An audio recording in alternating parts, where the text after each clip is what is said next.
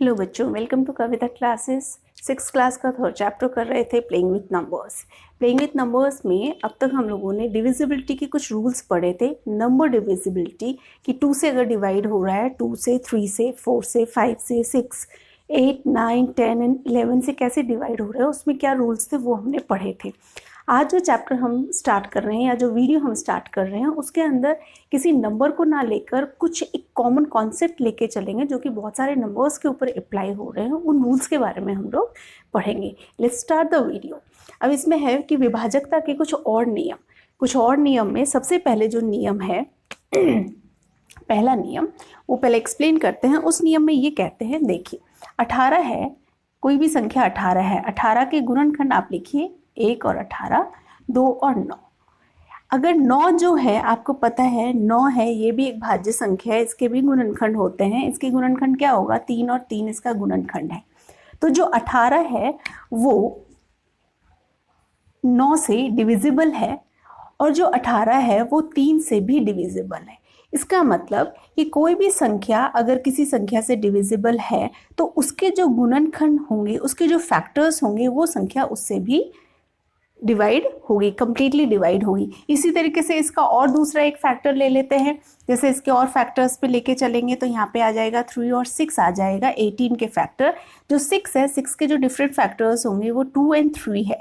तो इसका मतलब जो 18 है वो 6 से डिविजिबल है और जो 18 है वो जो 6 का फैक्टर 2 आया है वो उससे भी डिविजिबल है। तो यहाँ पे ये हमारा एक रूल है जो ये कहता है कि कोई भी संख्या अगर किसी संख्या से, किसी सेकेंड संख्या से डिवाइड है तो उसके भी जो फैक्टर्स होंगे उससे भी वो संख्या डिवाइड होगी। इससे पहले वाले जो एक्सरसाइज है 3.4, उसमें हम लोगों ने एक क्वेश्चन इसी तरीके से किया था जहाँ पे हमें गुणनखंड दे रखे थे। कोई भी संख्या थी, उसके गुणनखंड डिफरेंट और संख्याएं हमें ज्ञात करनी थी कि अगर वो 18 है या 20 है। क्वेश्चन था हमारा कि एक संख्या 12 है, से भाज्य है, तो कौन सी संख्याएं हैं जो और किन किन संख्याओं से ये भाज्य होगी। मतलब अगर एक संख्या 12, ये किसी संख्या x कोई संख्या है, ये भाज्य किससे है? 12 से।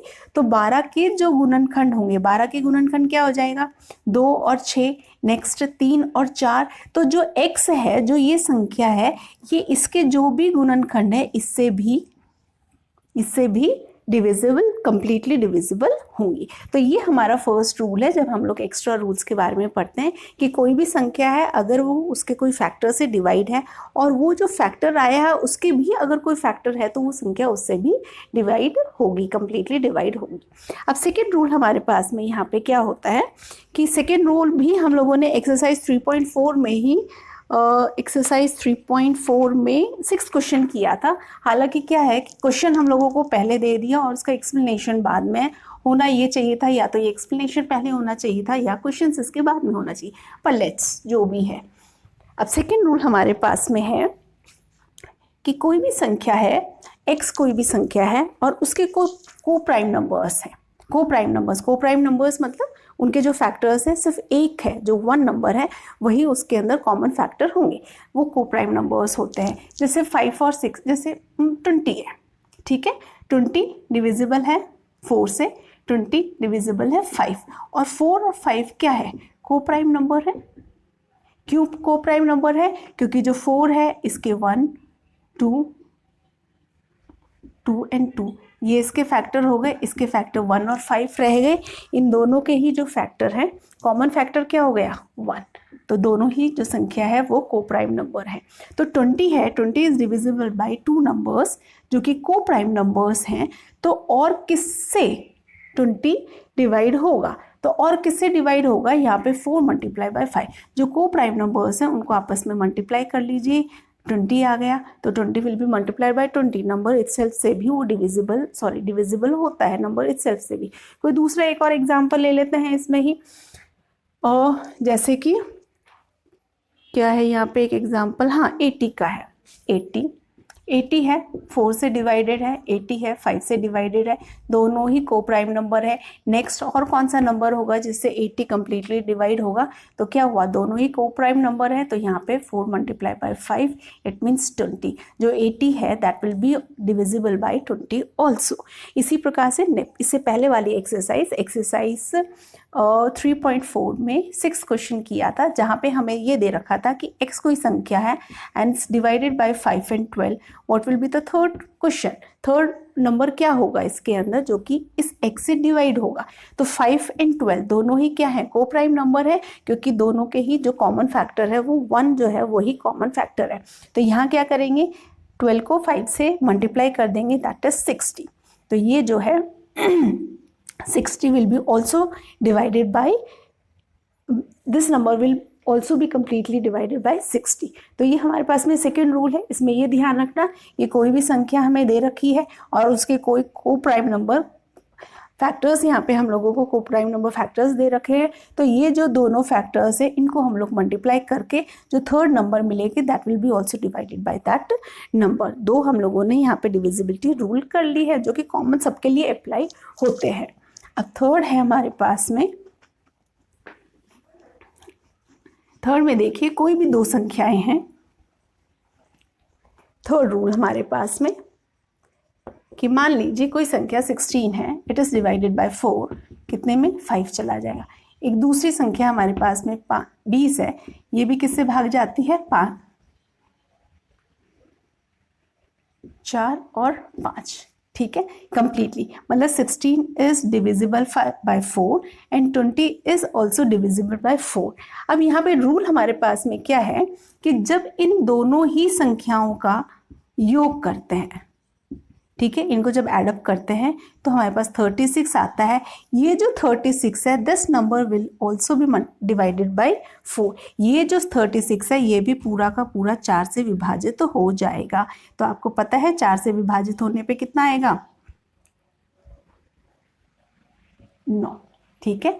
तो यहाँ पे क्या आ गया, 9। तो यहाँ पे कोई भी संख्या ले लीजिए, कोई दूसरी संख्या ले लीजिए, जैसे 5 है, 15 ले लीजिए, 15 डिवाइडेड बाय 5, 3 कंप्लीटली डिवाइड हो रहा है, 10 है डिवाइडेड बाय 5 कंप्लीटली डिवाइड हो रहा है। इन दोनों को ऐड कीजिए, 15 प्लस 10 कीजिए, हमारे पास में 25 आ गया। 25 क्या, 25 5 से भाग जा रहा है पूरा पूरा 25, हाँ ये संख्या का भी पूरा पूरा भाग जा रहा है। तो यहाँ पे हमारे पास में थर्ड रूल क्या है, कोई भी संख्या, कोई दो संख्या दे रखी है और वो एक संख्या से डिविजिबल है, विभाज्य है एक संख्या से, तो जो उनका सम है वो संख्या से भी वो संख्या डिविजिबल होगी। यहाँ पे दो संख्या है, ये किसी भी एक नंबर से डिविजिबल है, तो जो इन दोनों संख्याओं का योग आएगा यहाँ पे, ये वाली संख्या इससे भी डिविजिबल होगी। ये हमारे पास में थर्ड रूल है। अब फोर्थ रूल जो इसमें कहता है वो है इसी का थोड़ा सा अपोजिट, प्लस की जगह माइनस। देखिए यहाँ पे फोर्थ रूल हमारे पास में है कि कोई भी दो संख्या ले लीजिए, जैसे दो ले ली हमने, एक ले ली 25, ये डिवाइडेड बाई है 5, कितने में, 5 में कंप्लीटली डिवाइड हो रहा है। दूसरी संख्या ले लीजिए 15 डिवाइडेड बाई 5, 3 में कंप्लीटली डिवाइड हो रहा है। अगर कोई दो संख्या, एक संख्या एक ही फैक्टर एक ही संख्या से डिविजिबल है, कंप्लीटली डिविजिबल है, तो जो इनका सब्ट्रैक्शन करेंगे और जो आंसर आएगा हमारे पास में, सब्ट्रैक्शन करने के पास में 10 आया, जो ये आंसर होगा ये नंबर भी इससे डिविजिबल होगा। ये हमारे पास में फोर्थ यहाँ पे हमारे पास में रूल आ गया कि कोई भी संख्या ले लीजिए, कोई दूसरा एग्जाम्पल और ले लीजिए, जैसे 36 है, 36 इट्स डिवाइडेड इन 3, 36 को 3 से किया तो 12 आ गया। ऐसे ही 12 है, 12 को अगर 3 से डिवाइड कीजिए तो कितना आ जाएगा, 4 आ जाएगा। अब 36 में 12 को माइनस कीजिए, कितना आया, 4, 24, 24 3 से डिवाइड है, हाँ 24 इज कम्प्लीटली डिवाइडेड बाय 3, यहाँ पे हो जाएगा 8, ठीक है। तो इस तरीके से ये हमारे पास में फोर्थ रूल आ गया कि दो संख्याएं हमें दे रखी हैं और वो किसी एक संख्या से डिविजिबल है, दो संख्या किसी एक संख्या से डिविजिबल है तो उनका जो सम होगा वो भी उस संख्या से डिविजिबल होगा, और जो उनका सब्ट्रैक्शन करने के बाद में आंसर आएगा वो भी उस संख्या से डिविजिबल होगा। इस तरीके से हमारे पास में यहाँ पे 4 रूल्स आ गए। और बेटा competition exam point of view से देखें तो वहाँ पे आपसे ये नहीं पूछा जाएगा कि 2 के डिविजिबल है, 4 के डिविजिबल है, 8 के डिविजिबल है, 9 के हैं, 11 के हैं। ये चीज़ें आपको याद करनी है या याद रहनी चाहिए, समझ आनी चाहिए कि आप क्विकली क्वेश्चंस को कर सको।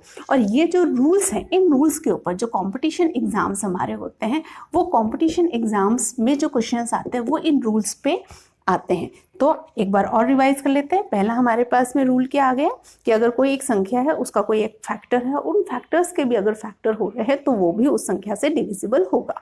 दूसरा हमारा है कि कोई भी एक संख्या है उसके को प्राइम नंबर्स अगर फैक्टर्स है तो उन को प्राइम नंबर्स का जो मल्टीप्लिकेशन है वो भी उन संख्याओं के डिविजिबल, वो जो आएगा वो भी जो फर्स्ट संख्या है उसके डिविजिबल होगा। थर्ड हमारे पास में है 2 संख्याएं हैं, किसी एक संख्या से अगर डिविजिबल है तो जो उनका सम होगा वो भी उस संख्या से डिविजिबल होगा। और फोर्थ हमारे पास में है 2 संख्या है, किसी एक संख्या से डिविजिबल है तो जो उनका सब्ट्रैक्शन करने के बाद में हमारे पास में आंसर आएगा वो भी उस संख्या से कंप्लीटली डिवाइड होगा। इस तरीके से ये हमारे 4 जो रूल्स हैं और इनके ऊपर आधारित क्वेश्चन जो है वो हम लोगों ने इससे पहले वाले वीडियो में कर लिए थे। आप इस वीडियो को अच्छे से समझिए, इजी है, समझ में आ जाएंगे, याद रह जाएंगे। और अगर आपको ये वीडियो अच्छा लग रहा है तो प्लीज़ इसको लाइक, शेयर एंड सब्सक्राइब कीजिए। And thank you a lot for watching my video. Have a good day.